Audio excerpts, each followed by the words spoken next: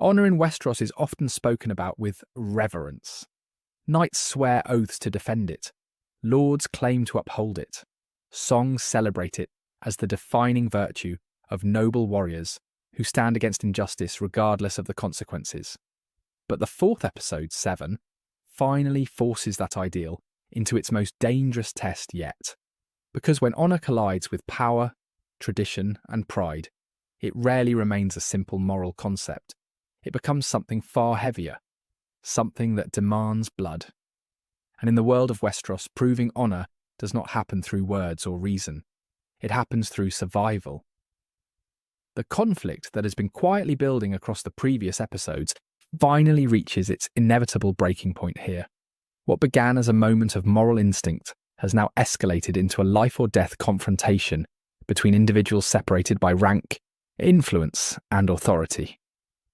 Dunk's refusal to submit to injustice has placed him in direct opposition to people whose status within the social hierarchy gives them enormous power. In a different world, the dispute might have been settled through testimony or careful investigation. But Westeros rarely resolves conflict through fairness alone. Instead, it turns to ritualized violence disguised as justice. The trial by 7 represents one of the most dramatic examples of that tradition. On the surface, the ritual appears sacred and honorable. 7 champions fight on each side, invoking the judgment of the 7 themselves to determine who stands in the right. It is a spectacle steeped in religious symbolism and centuries of custom. The structure gives the impression that divine forces guide the outcome, that the gods themselves will reveal the truth through the clash of steel and the courage of warriors. But the episode quietly dismantles that illusion, because the trial by 7 does not actually determine moral truth. It determines survival. The side that stands victorious does not necessarily prove innocence or righteousness. It simply proves that its champions were stronger, faster, or luckier on that particular day. In many ways, the ritual functions less as a search for justice and more as a socially acceptable form of violence. By wrapping combat in sacred language and ancient tradition, Westerosi society transforms brutality into legitimacy. This idea is reinforced by the enormous spectacle surrounding the trial itself. People gather not only because they believe in the process, but because the event carries the excitement of battle. Knights, nobles, and spectators alike understand that the outcome will be decided through combat rather than argument. The ceremony surrounding the event allows the realm to pretend that something higher than human conflict is guiding the result. But beneath the prayers and rituals lies a much simpler reality. Steel decides the truth. Religion therefore becomes deeply intertwined with warfare in this moment. The faith of the 7 occupies a powerful position within Westerosi culture, shaping everything from law to morality. Invoking the 7 in a trial transforms the confrontation into something that appears sacred. Each side claims divine approval, suggesting that the gods themselves will reveal who stands on the side of righteousness. Yet the outcome ultimately depends on human skill, courage, and fortune. The faith provides meaning to the ritual, but it does not control the swords that determine the result. For Dunk, this system represents both opportunity and desperation. As a hedge knight without powerful allies, he has very few options when confronting someone of much higher status. Traditional systems of justice rarely favour individuals without influence or noble connections. The trial by 7 therefore becomes the only path available to him. It is an archaic legal mechanism that allows someone of lower status to challenge a powerful figure under the protection of ancient law. But while the system offers that chance, it also demands an enormous price, because Dunk cannot fight alone. The ritual requires 7 champions on each side, meaning he must convince 6 other men to risk their lives beside him. For someone born into a powerful house, assembling such a group would be simple. Loyalty could be commanded through family ties, political alliances, or sworn obligations. Dunk possesses none of those advantages. His name carries little weight within the world of knights and nobles. The only currency he possesses is the respect he has earned through his character. This challenge introduces one of the episode's most powerful themes: brotherhood. The idea that true alliances are not always formed through obligation or political necessity. Sometimes they emerge through mutual respect and shared belief. Every knight who considers standing beside Dunk faces a personal decision. They are not required to help him. No lord commands them to join his cause. Choosing to fight at his side therefore becomes an act of individual conviction. These choices carry enormous weight because everyone involved understands the stakes. Participating in a trial by 7 means accepting the possibility of death. Each volunteer must decide whether Dunk's cause is worthy of that risk. Their decisions transform the event from a simple legal procedure into something far more meaningful. The battlefield becomes a place where honour, loyalty, and personal courage intersect in ways that reveal the true character of those involved. At the same time, the episode never allows the audience to forget how precarious Dunk's position remains within the broader structure of Westerosi society. Despite calling himself a knight, he occupies a fragile space within the social hierarchy. He has no family backing him, no powerful lord advocating for his cause, and no wealth capable of influencing outcomes. His challenge to a prince is therefore extraordinary. Without the protection of this ancient legal tradition, he would likely have no opportunity to defend himself at all. This reality highlights the stark inequality embedded within the political system of the realm. Nobles possess immense influence that often shields them from consequences. Individuals without status must rely on rare and dangerous mechanisms like trial by combat to seek justice. The system appears fair on the surface because it technically allows anyone to challenge anyone else. In practice, however, only those willing to risk everything through violence can take advantage of that opportunity. The ritual therefore becomes both a symbol of justice and a reminder of how flawed that justice truly is. It gives Dunk a path forward while simultaneously demonstrating how little protection ordinary individuals receive within the hierarchy of Westeros. The gods may be invoked, the laws may be followed, and the ceremony may appear sacred. Yet the outcome still depends on whether 7 men can defeat 7 others in a brutal clash of steel. As preparations for the trial continue, the tension surrounding the event grows steadily. Each conversation carries an undercurrent of uncertainty. Will Dunk find the champions he needs? Will those champions remain loyal when the moment of battle arrives? And even if they do, will courage and honour be enough to overcome the forces aligned against them? The ritual promises resolution, but it offers no guarantees of fairness. By the time the episode reaches the edge of the coming confrontation, the story has transformed dramatically from its humble beginnings on the road. What started as the journey of a wandering hedge knight struggling to survive has evolved into something much larger. Dunk now stands at the centre of a conflict that will test not only his courage, but the ideals he has tried to live by since inheriting his armour. If the first half of the episode asks whether honour can survive against power, the second half answers that question by forcing every character involved to reveal who they truly are. The trial by 7 may be presented as a sacred ritual, but the decisions leading into it expose something far more human beneath the ceremony. Pride, loyalty, fear, and courage begin shaping the battlefield long before the first sword is drawn. And at the centre of that storm stands Sir Duncan the Tall, a man who has every opportunity to step away from the conflict and save his own life, yet refuses to abandon the principle that brought him here in the first place. For Dunk, the easiest path forward would be surrender.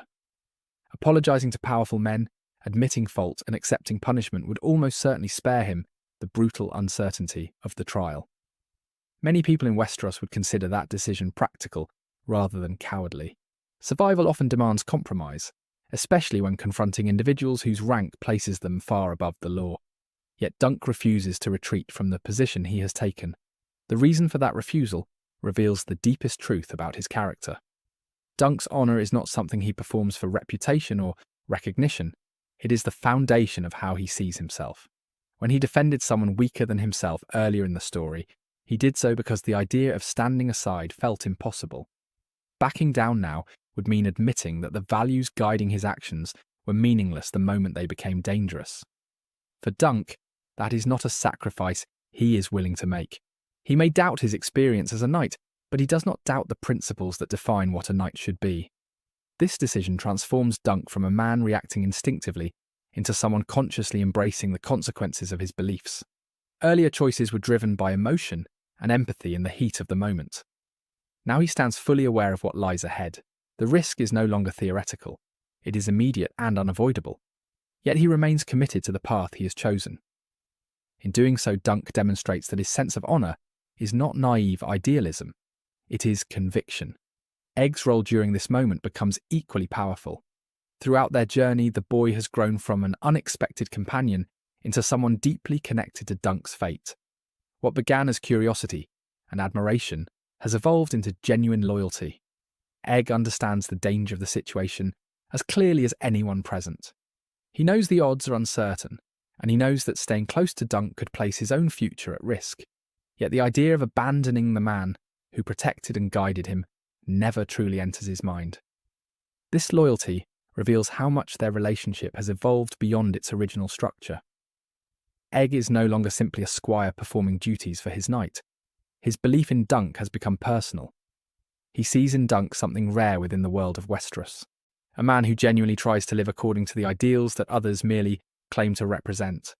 That recognition binds Egg to Dunk's cause in a way that obligation never could. His loyalty is not commanded, it is chosen. The presence of Prince Aerion on the opposing side of the conflict sharpens the moral contrast even further. Aerion embodies a version of aristocratic power that relies entirely on rank and entitlement. His position within the royal family grants him authority that few people dare challenge. That authority shapes his behaviour, allowing cruelty and arrogance to flourish without consequence. Aerion does not need to prove his worth through compassion or fairness. His bloodline alone places him above most forms of accountability. Through Aerion, the episode exposes one of the most dangerous flaws within the social structure of Westeros. When power is inherited without responsibility, it often produces individuals who view others as disposable. Aerion's actions demonstrate how easily status can shield someone from the moral expectations placed on ordinary people. His cruelty is not hidden or subtle. It exists openly, protected by the knowledge that few individuals possess the courage or authority to oppose him. This dynamic transforms the trial into more than a legal resolution. It becomes a confrontation between two opposing ideas about what power should represent. On one side stands a prince who believes status grants him the right to act without restraint. On the other stands a hedge knight whose authority exists only through the values he chooses to uphold. The outcome of the battle will not simply determine who survives. It will symbolize which of those ideas holds greater weight within the realm. Yet the episode does not frame the coming confrontation purely through individual rivalry. The emotional engine of the story lies in the choices made by other knights as they decide whether to join Dunk's side. Each potential ally faces a difficult decision. Fighting beside Dunk means risking death in a conflict that offers little personal reward. Refusing to help, however, may feel like turning away from a cause that represents fairness and courage. Watching these decisions unfold becomes one of the most compelling aspects of the episode. Every knight who steps forward to stand beside Dunk is making a statement about the kind of world he believes should exist. Some may be motivated by respect for Dunk's character. Others may feel uneasy about the behaviour of the nobles opposing him. Still others may simply believe that allowing injustice to pass unchallenged sets a dangerous precedent. Whatever their reasons, their willingness to fight reveals that honour still holds meaning for at least some individuals within the knightly order. These alliances carry emotional weight because they are not guaranteed by political obligation. The men who choose to fight alongside Dunk are not bound to him by sworn fealty or family ties. They volunteer because they believe the cause is worth defending. That distinction reinforces one of the central ideas running through the entire story. True loyalty often emerges not from hierarchy, but from shared belief. As the number of champions slowly takes shape, the atmosphere surrounding the trial grows increasingly tense. Every new ally changes the balance of the coming battle. Every refusal reminds the audience how dangerous Dunk's situation remains. The gathering of warriors becomes almost ceremonial, each decision echoing through the watching crowd as people quietly weigh the implications of what is unfolding. This gradual formation of Dunk's side transforms the narrative in a profound way. Earlier episodes focused primarily on survival and travel, following the uncertain life of a wandering hedge knight. Now the story expands into something larger. Dunk's actions have drawn attention from across the realm. Knights, nobles, and spectators all recognise that the coming trial carries significance beyond the immediate dispute. It represents a rare moment when the ideals of knighthood are placed under direct scrutiny. The trial by 7 therefore elevates Dunk's story from a simple journey into something approaching legend. Until now, he has been largely unknown, another hedge knight moving quietly along the roads of Westeros. The events unfolding here change that entirely. His refusal to abandon his principles, combined with the dramatic nature of the trial itself, ensures that his name will spread far beyond the battlefield. Whether he survives or not, the story of a lone knight challenging powerful figures through ancient lore will become something people remember,